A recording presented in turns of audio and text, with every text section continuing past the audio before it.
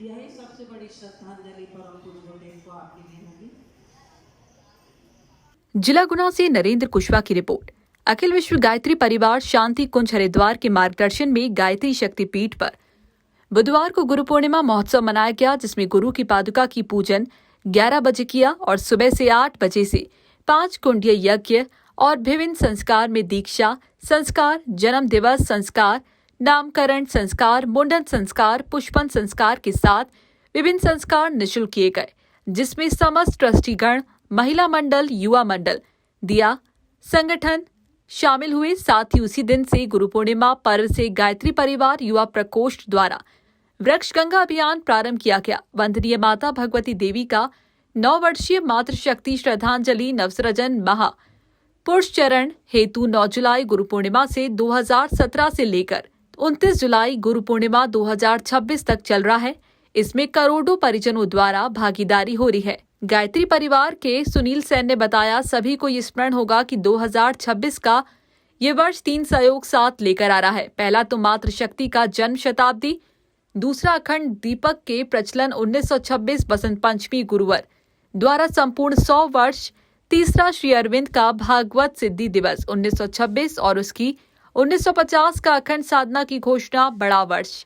हमारा साधनात्मक महापुरुषार्थ द्वारा पूरे होने तक अभी के 12 करोड़ साधकों में इतने ही और भी जुड़ जाएंगे और इससे नव युवक सतयुग का पाकट्य और समीप दिखाई देने लगेगा। सेन ने बताया कि 9 वर्षीय मातृशक्ति श्रद्धांजलि नवसृजन महा पुरुष चरण 3 चरणों में होगा। पहले चरण गुरु पूर्णिमा 2017 से लेकर 2020 तक की गुरु पूर्णिमा की घोषणा शांति कुंज हरिद्वार द्वारा की गई है।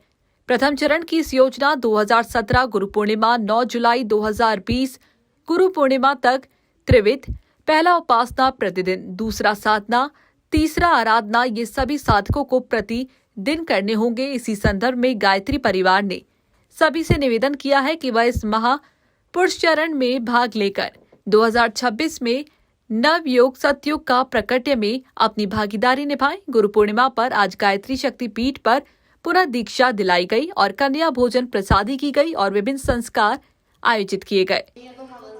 गायत्री शक्तिपीठ पर गुरु पूर्णिमा के अवसर पर कल से ही कार्यक्रम चालू किए गए हैं। जैसे हमारे यहाँ कल 12 तारीख को अखंड जाप का आयोजन किया गया। इसके बाद आज सुबह से 5 कुंडी यज्ञ का कार्यक्रम किया गया, जिसमें सभी बहनों भाइयों ने यज्ञ में भाग लिया। इसके बाद हमारे यहाँ आप देखो 5 कुंडी यज्ञ के बाद फिर गुरु के ऊपर गुरु पर प्रकाश डाला गया, जिसमें उसके बाद वहाँ जो कुछ कार्यक्रम हुए उसमें दीक्षा कार्यक्रम के बाद आप देखो कुछ पुंसवन संस्कार कार्यक्रम और मुंडन संस्कार कार्यक्रम, विद्यारंभ संस्कार, ये सभी कार्यक्रम यहाँ पर किए गए। इसके बाद कन्या भोज का आयोजन किया गया।